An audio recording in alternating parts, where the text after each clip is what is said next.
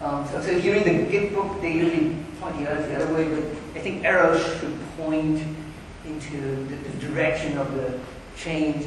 Now, typical development goes like this, and then you have this fantastic idea for a new feature and how to make your code faster, which touches all the files, so you can't really release it right away. So you create a branch, and then oops, a bug fix comes in. You need to fix a bug and create a new release.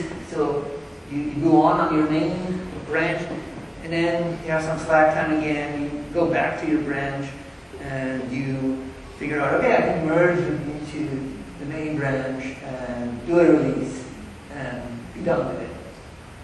So in order to push Git repository, the one that you converted from CVS or SVN to GitHub, you just create a new project on the GitHub website, which is easy. You just fill in these 3 forms after creating an account for yourself.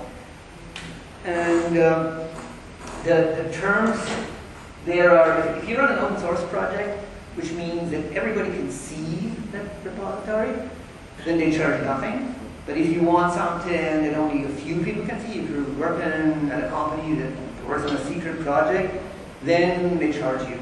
So that's their business model. I guess somebody has to pay the bill for the bandwidth and the hardware. They're fairly small. I think they're 4 or 5 people, and that's their way of compensating for the cost they have. You need a public key. They don't really accept password authentication. So if you push something, it's kind of silly anyway to type your password all the time. And sooner or later you're going to use public key authentication anyway. And they just want it upfront basically because of their authentication scheme. So just run ssh-keygen or whatever the command is on Linux or a Mac, and then cut and paste in that key and you're ready to go. Now, as soon as you have that, the project will show up, and you see that there's 2 different URLs there. This is the public clone URL, which means everybody you tell this project about, or everybody who browses the GitHub site and finds your project and finds it cool and wants to see your changes, uses a public clone URL. And there's your clone URL, which enables you to both read and write. Public clone URL you can only read from. It's only a subtle difference, and this is very confusing. I think that design is kind of suboptimal. If you have git colon / it's public. If you have git at, then it's the private repository. Also, this is SSH-based communication, and the username is git. That's the reason why they need the public key for it. So everybody authenticates with git here, but uses their public key in order to really say who they are. Now, if you submit that project creation page, they give you a couple of commands that you can use in order to push your project to the side. So typically you just need to cut and paste whatever you come up with. Here's the public and private clone URL again. Now, the question is, how do you name your project, especially if it's a CPAN module? I mean, the namespace on CPAN is kind of questionable anyway. Some people squat in the main namespace, some apply some kind of judgment, but it's total chaos if you look at it. Now, on GitHub, the same thing has unfortunately happened. There is Log.Pro, which is the name of the project actually. Log.Pro is my stuff. This guy adheres to, I think it's the FreeBSD port notation. Here there is a pro prefix. So I guess it's useless to suggest a name convention anymore because that gets out of the bag. Now, I want to tell you what happens if somebody else stumbles across the project that you just pushed and contributes a patch to you. And the way this works is, it's pretty fascinating actually, because every single time somebody wants to contribute, they click the fork button. They fork your project.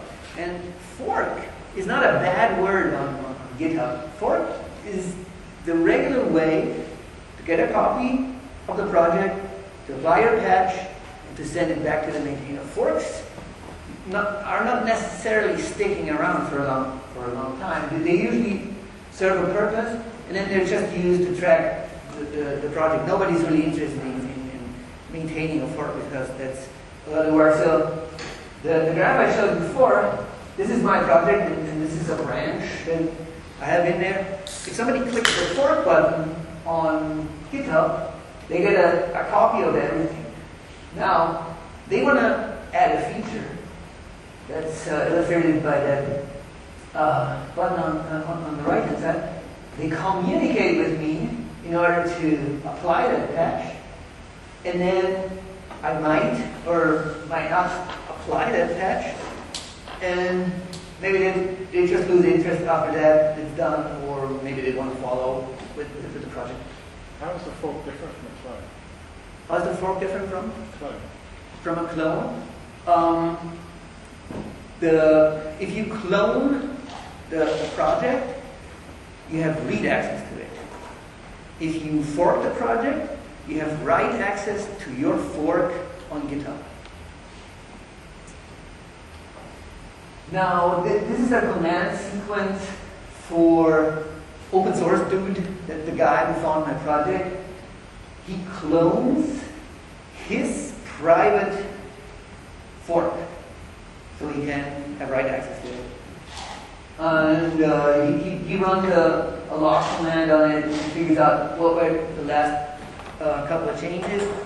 Then he commits a change here locally to the local repository and then pushes it back, not to my project, but to his fork, or his copy. Can you go back? The two words origin and the master in the push, what do they mean? Okay, origin. Well, origin was explained actually in the previous one. Right. What does master mean? Question was what origin and master mean. Origin is the remote project, it's an alias. And master is the branch that you push onto. So if there were several branches on the remote side, you would use master. Now, if open source dude goes back to GitHub, you will figure out that he's ahead of me. There's a couple of nice graphs in order to figure out where are you and where is the original project compared to that. And since he wants me to apply that patch that he just added, he sends me a pull request, which is as easy as clicking a button that says send pull request on the GitHub site, filling out the message, put something nice in there, increases the chances that the patch is going to be adopted, and clicks the send button. That's all there is. What happens behind the scenes is that on my GitHub page, I get a notification in my newest messages, and I also get an email using Pine, because I'm a dinosaur, and then with a link that lets me look at the patch. Is there anything in there that I have objections to? And if I decide to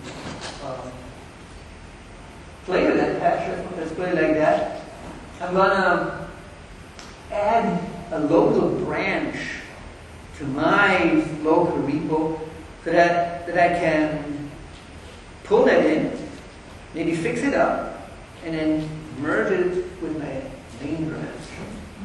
So I'm creating an alias here. I'm calling it open source dude repo. That's open source dude's fork of my project. Then I'm creating a branch. I call it open source dude branch, and I switch to it, and then I pull in the changes, or I pull in open source dude's fork from GitHub.